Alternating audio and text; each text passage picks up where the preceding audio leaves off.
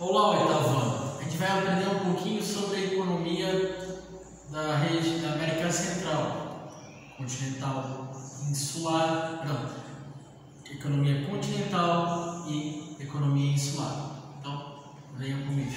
Vamos lá. Vamos aprender um pouquinho mais sobre essa parte do continente americano, né, América Central. Então, vamos lá. Vou para cima aqui. Então, vamos lá. As principais atividades econômicas na América Central, continental, parte do continente, estão relacionadas ao cultivo de produtos tropicais, produtos provenientes e adaptados a regiões de clima quente e úmido entre as regiões intertropicais, então, entre os trópicos, Vamos lá. Os trópicos e o tropical os trópicos, tá certo? Para o abastecimento do mercado externo, então voltado para abastecer outros países, tá? Há uma enorme dependência da economia das repúblicas centro-americanas em relação aos Estados Unidos. Então, esses países dependem muito da economia dos Estados Unidos, dependem muito dos Estados Unidos, devido à grande influência, que o Estado americano exerce naquela região, que esse país exerce na região. Hoje o café e a banana, café que a gente consome todo dia de manhã, e a banana, uma fruta, cultivados em grandes fazendas, estão entre os principais produtos exportados. Então, os principais produtos exportados para os Estados Unidos, o principal consumidor dos países é a banana e o café. Então, produtos do setor primário, frutas e culturas vegetais.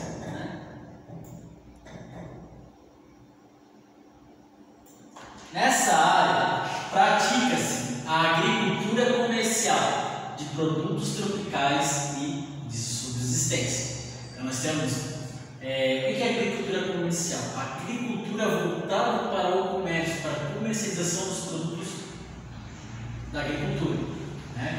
Grande parte da produção agrícola de exportação é realizada em extensas propriedades monoculturas. Então, grande parte da produção agrícola de exportação que vai para fora do país é praticada em propriedades de uma cultura só, localizadas em áreas de clima quente e úmido, no litoral do Pacífico, então, na parte oeste, da América Central continental, na região do Pacífico, ali banhada pelo Oceano Pacífico. Aqui, a América Central é banhada pelos oceanos, está entre o Oceano Atlântico e o Oceano Pacífico, fazendo ligação entre eles através do Canal do Panamá. A maioria dessas propriedades pertence a empresas estrangeiras, então pertence ao capital estrangeiro e pertence a empresas de outros países, originária principalmente dos países para os quais se destina a produção, então para os países no qual esses produtos são consumidos, como nos Estados Unidos.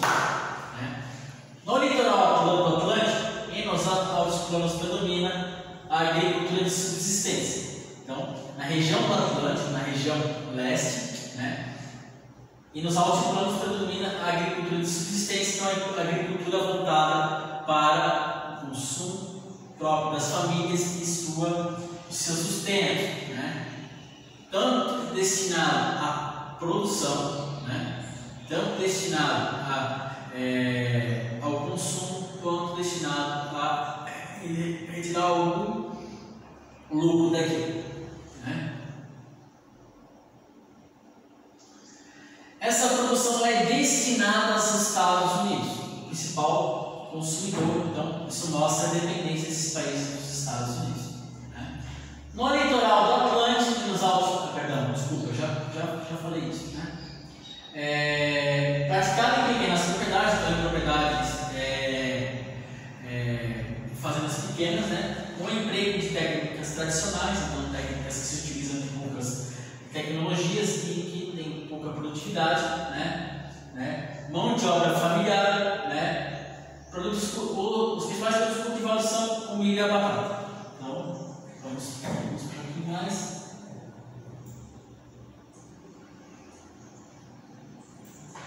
A indústria e a extração mineral não são atividades muito expressivas na América Central. Então, não são atividades que contribuem muito para a economia daqueles países. São agrários, produtores dependentes da agricultura, da pecuária e do extrativismo em menor caso.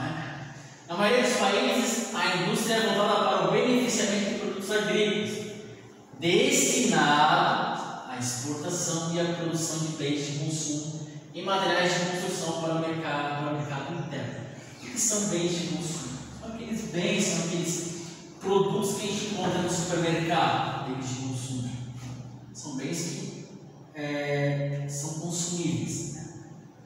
Automóveis são bens de consumo, eletrodomésticos, geladeiras, fornos, micro-ondas, fogões, bens de consumo. Então, a indústria é destinada para bens de consumo.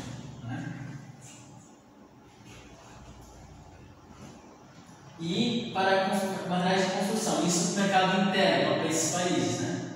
Esses países mesmo produzem e vendem para si mesmos.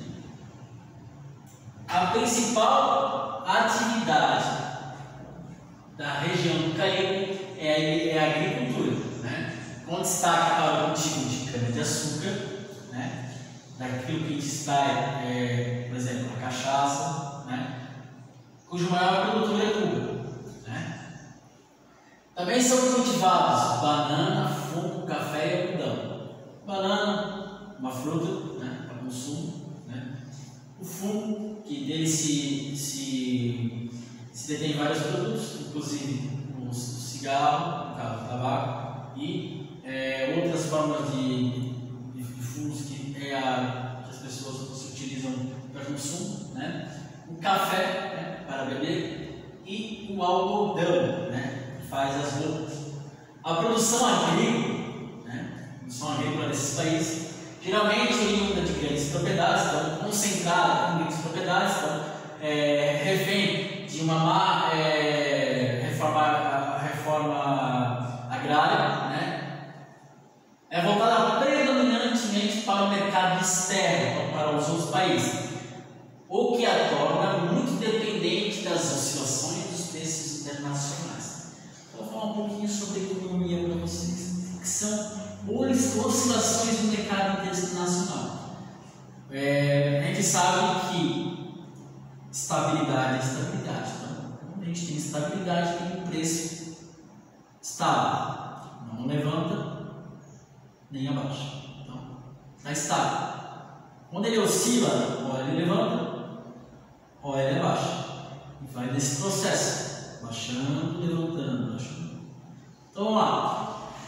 Quais os efeitos das oscilações do mercado? Eu vou explicar para vocês que os efeitos das oscilações do mercado para esse tipo de atividade econômica são negativos. Então, não são positivos para os produtores e nem para os consumidores. Então, a lógica do mercado, a lógica do capitalismo, está elencada na lei da oferta e da procura. Então a gente tem muita oferta de um produto. O que vai acontecer? Quando o produto está muito ofertado, quando tem muitos produtos no mercado, não há necessidade desse produto, não há falta, há sobra, a gente tem o que? A queda nos preços. Então, os preços decaem. Beleza. Quem que se impacta diretamente com a queda no preço dos produtos? Quem produz. Vai lucrar menos. Então, numa situação de países desenvolvidos, geralmente tem suas economias muito vulneráveis, uma situação, quando a oscilação baixa um pouco mais do que o normal, vai existir o quê? Vão ter um probleminha relacionado a desemprego e a retração do mercado. Então, algumas empresas vão ter que cortar gastos, o primeiro gasto de transporte não é mão de obra. Então, o desemprego vem com uma oscilação baixa no mercado quando há uma disponibilidade de produtos muito grande no mercado, né? Agora, quando é o contrário, quando há uma alta procura por esses produtos, né? Quando o produto é procurado no mercado, a gente tem um probleminha chamado aumento nos preços. Quem é impactado pelo aumento nos preços? Os consumidores. Então, baixa de preços impacta os produtores. Alta nos preços impacta o mercado consumidor. Que é assim, como as empresas são estrangeiras que compram esses produtos e revendem eles, quando eles voltam para esses países, né, ou quando eles mesmos são vendidos, eles voltam mais caros. Então, paga menos e volta mais caro. Então, o que acontece? Se um país agroexportador é muito maléfico quando o país depende muito do setor primário, que é uma atividade que dá pouco lucro para quem produz, né, para o país, e também quando é comprado novamente vem a um preço caro. Então esse é o preço da oscilação do mercado. Então quando a gente vê que tem países que dependem da oscilação do mercado internacional, a gente vê a situação de dependência desses países. De que eles dependem? Os países desenvolvidos do mundo. Então, quando uma crise se avizinha em países desenvolvidos, esses países são os mais afetados, porque eles dependem que tudo na economia dos países desenvolvidos esteja bem para que eles continuem vendendo seus produtos e pelo menos consigam comercializar alguma coisa em alguma coisa.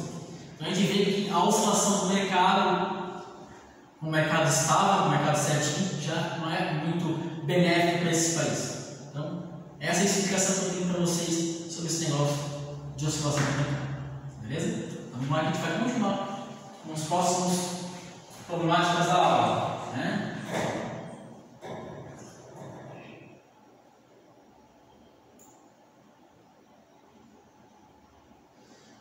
Vamos lá. Em 2014, então 2014, isso faz 6 anos, né? Mais de 80% dos estabelecimentos agrícolas caribenhos se dedicavam à agricultura familiar, então a agricultura plantada por famílias, né? Ocupando apenas 23% das terras agrícolas. Então,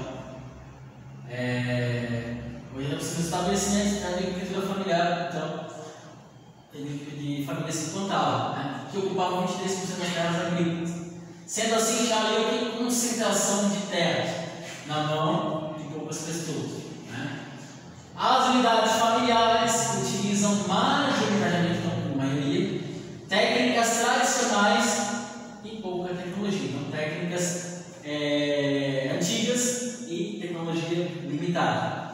O que faz com que a produtividade seja baixa produtividade, destinada principalmente à subsistência, então, para consumo próprio das famílias e para um lucro que vem ali, que se sobressaia em relação a esses produtos, né, para o sustento familiar.